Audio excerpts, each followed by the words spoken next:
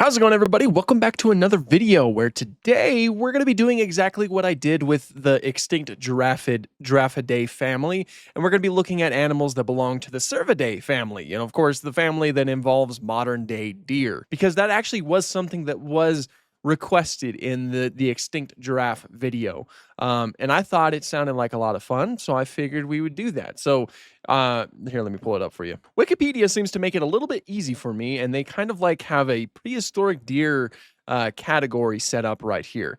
So these are all a bunch of extinct members of the Cervidae family that we can kind of dive into. Obviously, I probably won't be able to dive into all of them, but I'll be able to dive into a few of them.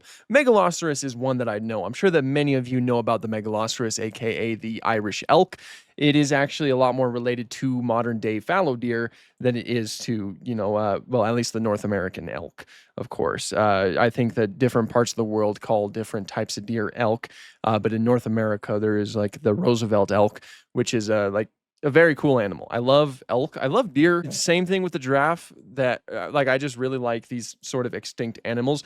Now, obviously, the biggest thing about Megaloceros is the fact that it has these huge antlers. Like from one side to the other, they're about 11 feet in length, so they're absolutely huge. I don't think this is the largest area. Like the largest article on there. I think they have it under yeah, they have more information under the Irish elk, which is Megaloceros giganteus, one of the larger species.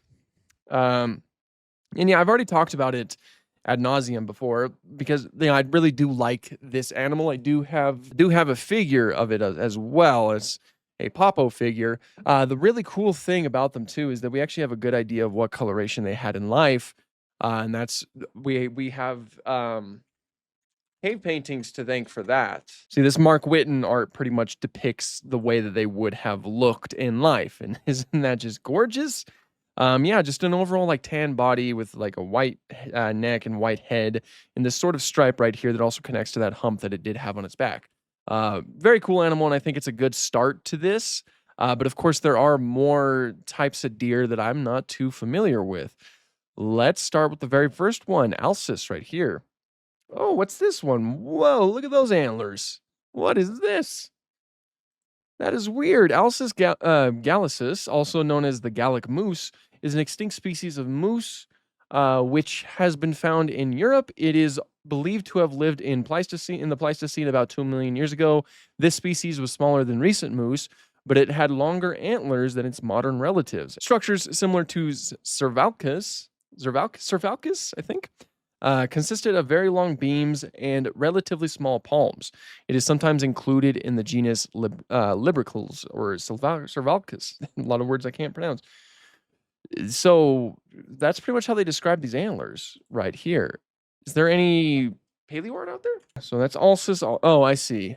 Alcis is the genus for moose in general. I should have guessed that because it's literally called an extinct species of moose.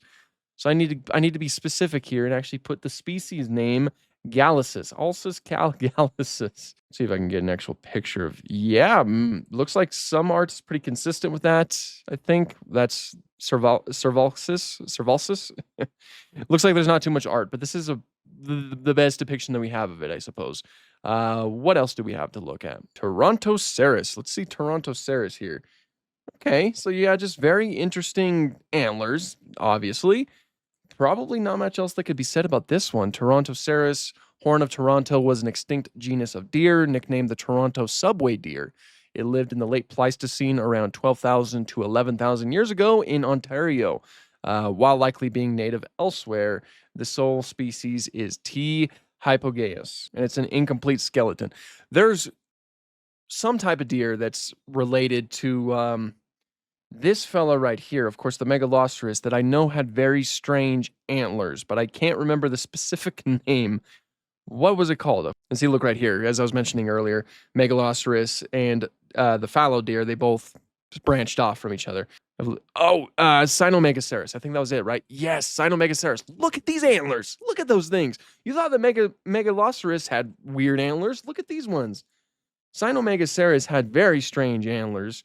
Let's learn a little bit more about it. Cynomegalosaurus is an extinct genus of deer known from the late Pleistocene and early Pleistocene, or late Pliocene and early Pleistocene to late Pleistocene. So they lived for a decent amount of time. Um, of Central and Eastern Asia. It is considered to be part of the group of giant deer, often referred to collectively as members of the tribe Megacerini, with a close relationship to Megaloceros. Many members of the genus are noted for their distinctive palmate antler brow lines. Yeah, that's probably the best, like the thing that stands out the most about them. I know that someone did some really interesting art surrounding them. Cynomegalosaurus, it's one I've wanted to talk about for a while, but I heard about it when I was first doing research for the Megaloceros video like months ago back in December, and since then I kind of forgot. But here's a cool image. We can't get like a full image of it though. Let's see if I can find a better image. Oh, here it is up here on Reddit. But yeah, that's that right there. That is what I call an antler. And I think that this kind of like helps fuel the idea that most most times when animals have structures, they mostly like they evolve them primarily for display rather than for combat or defense. Obviously, deer antlers, they're often used for both of those purposes, as males can lock their antlers together for combat reasons, and of course they can use them to fight off anything that's trying to threaten them or anything like that. But of course they do shed, so they're not always used for that. Antlers were probably primarily used for display first, and I think that this certainly does help support that, because that is very much a display structure right there. And I mostly say this because a lot of people like take dinosaurs for example. When people see like the horns of a triceratops or like the horns of a carnotaurus or any outward structures like that, a lot of times they think of like the combat implications first instead of like the display implications, when in reality those structures probably evolved for display purposes first and foremost, and some of them that could be used for defense purposes secondarily. Another good example would have to be the Ankylosaurus tail club. A lot of people, they think of that as like the perfect like defense weapon, to break the bones of Tyrannosaurus Rex. But we do have evidence in other ankylosaurs. I think it was Zool specifically, a genus of ankylosaurid that has like broken osteoderms on its shoulders, which implies that they were smashing each other with their clubs for like primarily, and that could have been done in a sort of like maybe trying to win over a mate, or it was a territorial dispute or something like that. And it's likely that they would use these clubs as a display structure first and like maybe lift them up. Maybe they had some interesting patterns on them to try to scare off that potential rival. So they're not just used for defensive weapons. And I'm using deer as an example because deer are often like the best example of that, because their antlers are used both for display and of course secondarily for defense. But Cynomegalosaurus, that is a very, very strange animal, and I love it. Why doesn't this get more attention? Realistically, like, I mean, Megaloceros is awesome, but look at those antlers. Have you ever seen anything quite like that? That is something, and that's done by Rudolf Hema too, who's a fantastic artist. But yeah, those are very. Look at this. Look at those antlers. Look at those antlers. Euclidiceras. Let's see. It was on here, wasn't it? I think I remember seeing it. Wow. That's what I call 1, 2, 3, 4, 5, 6, 7, 8, 9, 10, 11, 12, 13. A 13 pointer. It's a 13 pointer. I don't hunt, but a lot of my family hunts, and I've heard stuff like that all the time. So Euclidiceras, Greek for well-branched antler, I'd say. Look at that. That is a well-branched antler. Is an extinct genus of large deer whose fossils have been discovered across Eurasia from Europe to China, spanning from the late Pliocene to early Pleistocene. It is noted for its unusual comb-like branches or branching antlers. Comb-like branches. I don't know. I'm kind of tired today, but that is so fascinating. That is so fascinating. Antlers, when you really get down to it, they're very strange structures. And realistically, depending on the species, they could go either way. I mean, when you even look at modern day deer's antlers, like I don't know, let's talk about the Roosevelt elk specifically. Like, those are weird structures. they're not quite as strange as some of those extinct deer we've been seeing, but when you really stop to think about it, that's kind of weird. Something like that just kind of evolves, you know? We're just used to it by this point. And the same could be said for other types of of deer, like let's say caribou. Caribou are also fascinating because both the males and females actually, no, not caribou versus elk. Why did you fill that in? Don't do that. Uh, Caribou have interesting looking ones too, but also what's cool about caribou is that the females also, yeah, they have antlers. It's not just a male thing. Like I believe this one right here is a female because females their antlers are a lot more thin and smaller. And either that or this is simply just one whose antlers is growing in. But yeah, I mean the female antlers again they're a lot thinner and they're a lot smaller. Like I believe this one would represent a male. But that's also pretty weird. And any other type of deer that you can think of that has antlers, I think is kind of strange when you really boil down to it.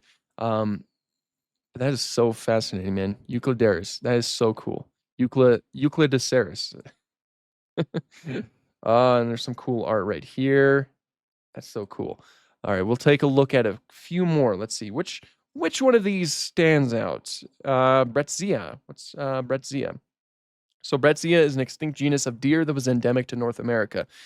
Two species have been described: nebraskensis, and pseudoclus. I'm not going to try to pronounce that. I'm bad at pronouncing things, and if I don't pronounce it over and over in my head, I'm never going to get it. That's my biggest problem.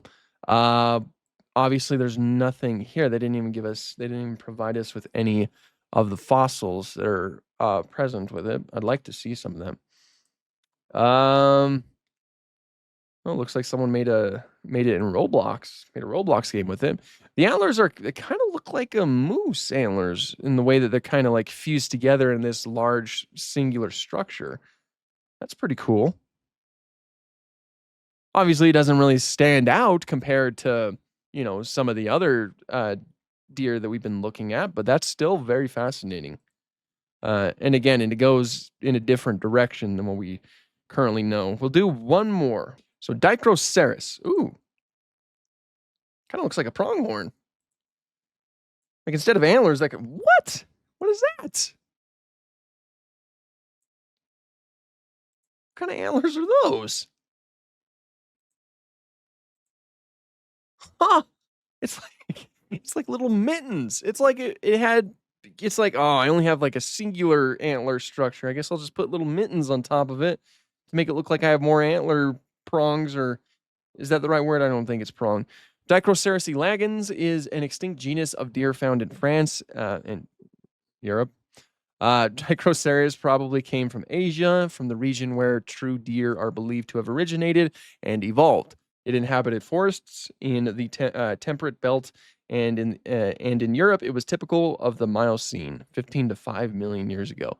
Let's see if anyone's done any more art of that one. I'd like to see the way that those antlers look, because you want to talk about unique antlers. That fits the build.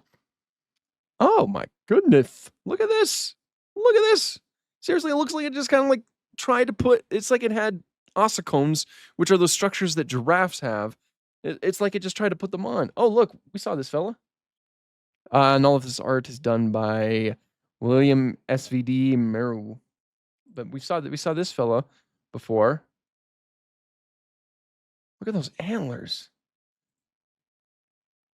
I don't think that's a deer, but it's still kind of in the same vein. But that is so fascinating. That is so fascinating. Huh. Well, I think I'm going to go ahead and end this video off on that note. Lot of really fascinating deer that have now, of course, gone extinct. Obviously, all of these guys belong to the Cervidae family, which is the exact same family that modern day deer are present in. They're all very cool. And they're all very cool. They're very fascinating. Obviously, the biggest standout would have to be the way that their antlers are structured, as even this fella right here has very different looking antlers. Very cool stuff. So, yeah, I hope you guys enjoyed this video. I hope you guys enjoyed coming down on this rabbit hole with me. I certainly had a lot of fun with it, and it's always fun to dive into specific topics like this. So yeah, thank you guys so much for watching, and have an awesome day.